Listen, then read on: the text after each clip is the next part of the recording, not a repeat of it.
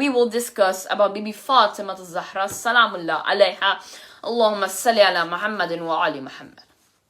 I will give a brief introduction so that it is easy for our young children, our youth and azadar to memorize and learn about Bibi Fatima. Bibi Fatima, also known as Bibi Fatima Zehra, was the daughter of Prophet Muhammad and Bibi Khadija. Bibi Fatima, as we all know, was the wife of Imam Ali. Bibi Fatima is one of the people of the cloak. Let me tell you what is the people of the cloak. The people of the cloak, also known as Ashab al-Kisa. They are those persons who were given place by our Prophet under his cloak when the Ayatul Tatir verses were revealed to him. In the 12 verse Shia belief, Bibi Fatima is one of the 14 Masoomeen. She is one of the 14 infallibles. Allahumma salli ala Muhammadin wa ali Muhammad. Bibi Fatima was the mother of our second and third Imam, Imam Hassan and Imam Hussein. She was also the mother of Bibi Zainab and Bibi Kulthum, salamullah alayha. Bibi Fatima, as I mentioned before, was the daughter of our Prophet, and her mother, Bibi Khadija, was the first wife of our Prophet. Historians have agreed that Bibi Fatima was born in Mecca inside the house of Bibi Khadija.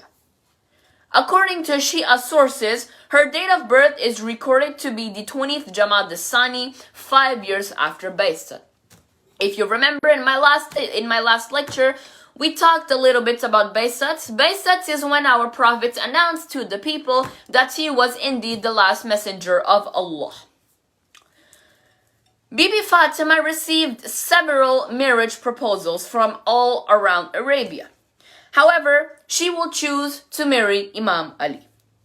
According to some researchers, after our Prophet migrated to Medina and became the leader of the Islamic community, Bibi Fatima, being the only daughter of Rasulullah, was held in very high regards by the Muslims.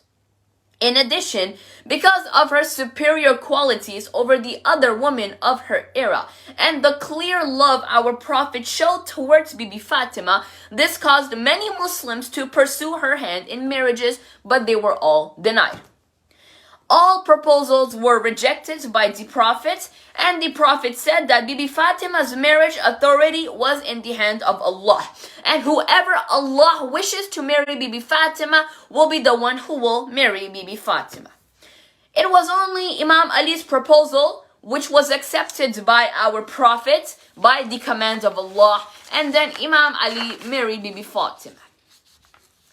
Both Sunni and both Shia sources state that Imam Hassan, Imam Hussein, Bibi Zainab and Bibi Kulthum are the 4 children of Bibi Fatima. In Shia sources and in some Sunni sources, a name of another son is mentioned who was miscarried as a result of the injury that Bibi Fatima sustained during the events that occurred after the demise of our Prophet. His name is said to be Mohsin. But now, just give me a couple more minutes. I will talk more deeply about this event and how Bibi Fatima got injured, because it is very important to understand and learn exactly how Bibi Fatima was injured. During the last few months of the life of Bibi Fatima, some very unpleasant and painful incidents occurred. It is mentioned that during this period of time, absolutely nobody saw Bibi Fatima smiling. Already the passing of her father, the events of Saqifa, the abduction of the caliphate, the fact that her door was burned down, the confiscation of Fidak by Abu Bakr, and the delivery of the Fidak ceremony is just some of the important things that happened. But now I feel like it is very important for me to precise these events, and I feel like I should start with Saqifa, because Saqifa happened right after the passing of our prophets. Saqifa is a place, it is very important to understand that when our prophet passed away and during his funeral, an election was held. An election was held. During this election, Abu Bakr was elected as the caliph. Yet during the events of Ghadir, our prophet raised Imam Ali and said that whoever follows me follows Imam Ali. This is what our Prophet said.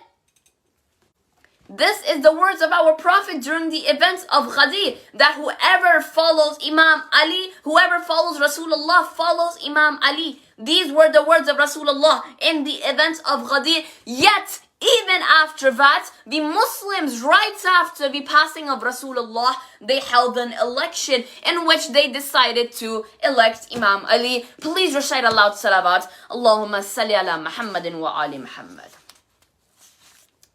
Yet our Prophet announced on the day of Ghadir, whoever I am his master, Ali is not your master. Whoever follows me, after me, follow Imam Ali. But yet, my Azadar, look at the Muslims. Right after Rasulullah passes away, they decide that they want to hold an election. They do not want to listen to the words of Rasulullah that were said during Ghadir, and they elect Abu Bakr. But this is just one of the few things that happened. Now, let's talk about the confiscation of Fidak. Fidak, a beautiful garden, was gifted to Bibi Fatima by her father Rasulullah after the victory of Khaybar. By the command of Allah, our Prophet gifted Baghi Fidak, the garden of Fidak, to his beloved daughter Bibi Fatima. But my Azadar, once again, after the passing of Rasulullah, it was confiscated. They took it away. Abu Bakr, he came and he confiscated Baghi Fidak. You can see that these events are right after the demise of Rasulullah. And this happened exactly right after the passing of Rasulullah. We have Saqifa, an election to choose the Khalifa, when our Prophet clearly stated on the day of Ghadir that the Caliph, the man to be followed after him, was Imam Ali. But yet the Muslims, they hold an election in Saqifa. Then we have the confiscation of Fidak. Fidak, the garden of Fidak, was gifted by Rasulullah to Bibi Fatima when they had the victory of Khaybar. Yet right after the demise of Rasulullah, with no justice, with no reason, unjustly, the Baghi Fidak was confiscated from Bibi Fatima. My Azadar, we need to open our eyes and see the injustice for absolutely no reason. This is unacceptable. And that is when Bibi Fatima, she delivered the Fidak ceremony. My Azadar, stay with me. That is when Bibi Fatima delivered the Fidak ceremony after Abu Bakr for no reason confiscated Baghi Fidak. She delivered this ceremony in front of many important companions of her father, and some of the most important events during this period, as I just mentioned. Some of the most important events, we have the confiscation of Fidak. We have Saqifa. The fact that her door of her house was burned down. And the confiscation, the abduction of the Khilafat. But my Azadar, it is very important to know, on the day of Eid Ghadir, our Rasulullah said, whoever I am the master, Imam Ali is now who you will follow. Jiska me mola, uska Ali mola. These were the words of Rasulullah. Yet on Saqifa, they are holding an election. During the funeral of Rasulullah, we are having an election. They are electing Abu Bakr as the first Khalifa. And then after the passing of Rasulullah, they are confiscating Fidak for absolutely no reason. And then they come and they abduct caliphates. They have their own Khalifas. Yet Rasulullah mentioned that it was Imam Ali who was to be followed, not Abu Bakr. Please recite aloud salawat before we move on. Allahumma salli ala Muhammadin wa ali Muhammad. Bibi Fatima, she always stood beside Imam Ali. What I mean by that, she always took the side of Imam Ali. She was one of the main opponents of Saqifa and the choosing of Abu Bakr as a Khalifa. She was against Saqifa, and she was against the fact that it was Abu Bakr who was chosen as the Khalifa.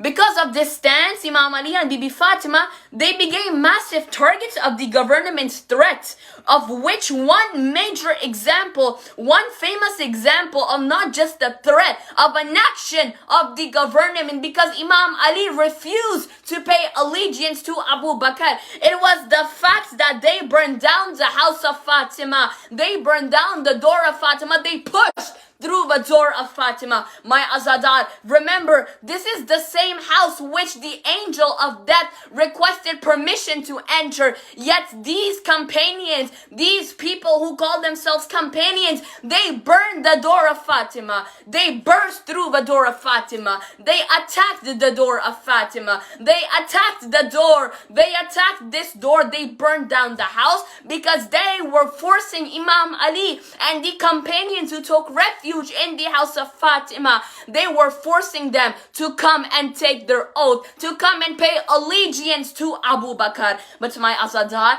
it is very important that Fatima, she did not let this happen. Fatima stood on the door and said, nobody will enter this house and take Ali. That is when Abu Bakr, he took with the commands, they burned down the door of Fatima, pushed this massive heavy door. It stabbed Fatima on the ribs.